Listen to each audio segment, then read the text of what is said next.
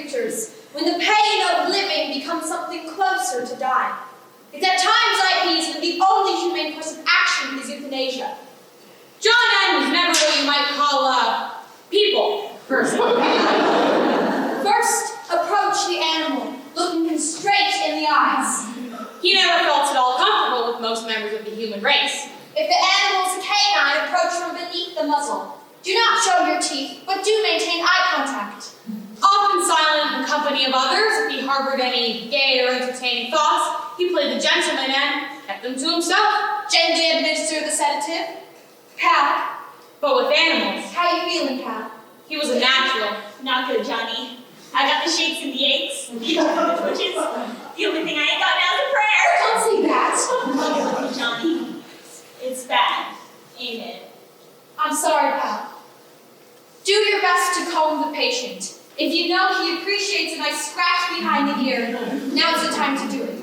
You want your friend, the patient, to be calm. Do this for as long as either of you needs. We had a good run, didn't we? We did. You remember that time I brought this gun from the drainage pipe? I felt thinking something real swell. Boy, did my sisters go to the roof.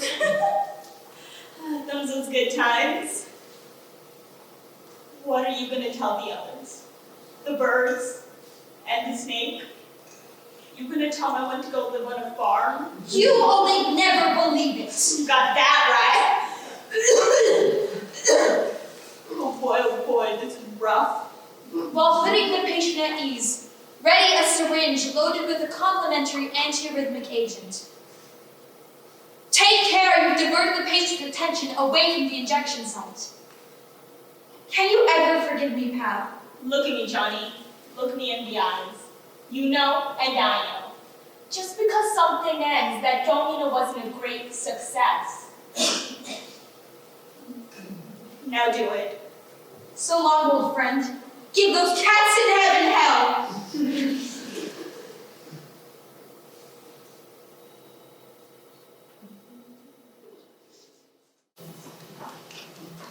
Aren't you worried about him? Do you think I ought to be? It's too early to be hibernating. And he doesn't seem the type for molting. He's sad. Aren't you sad? Of course I am. Then why aren't you hibernating? Perhaps I'm more accustomed to sadness than Mr. Mortimer. Perhaps. December's looking awful pitiful, John N. He's Mrs. May. It looks like he's pulling out his feathers. He's destroying himself out of loneliness. Is that common? Loneliness? I think so. You should set him free. Then who would keep me from destroying myself? Please don't say things like that, brother. Oh, it's all right. I've grown quite used to living alone. You live with all of us, me and Gertie and now Mr. Mortimer. Yes. Now I have Mr. Mortimer. What do you think he's doing in there? The same thing December's doing in here. He's destroying himself out of loneliness. Aren't you worried? Worried? No, Jenny June will be swell. She'll show them all. You'll see. But what if she doesn't? What if she gets sick or has a cramp? What if she suddenly goes under? She never has. Are you going to protect her? You can't even swim. There will be others in the boat with you. Reporters. They don't care if she makes it or not. All they want is a story. That isn't true. You care about my sister! Of course I do. John N., what's gotten into you? I'm not so good with people, you know. There are things that, when I say them to my animals, sound right.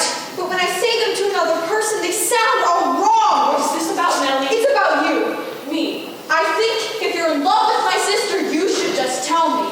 In love? With Jenny June? To be honest, I never thought about it. To be honest, he had. I think you should think about it. I couldn't have feelings for Jenny June. I'm still in love with Nellie. I think if a male of the species desires a mate of the same species, and if that mate is so inclined, what business is it of any other creature? That's a very scientific way of looking at it. I know I may look and sound like a creep, but there are feelings in me that I hope the two of you are very happy. an odd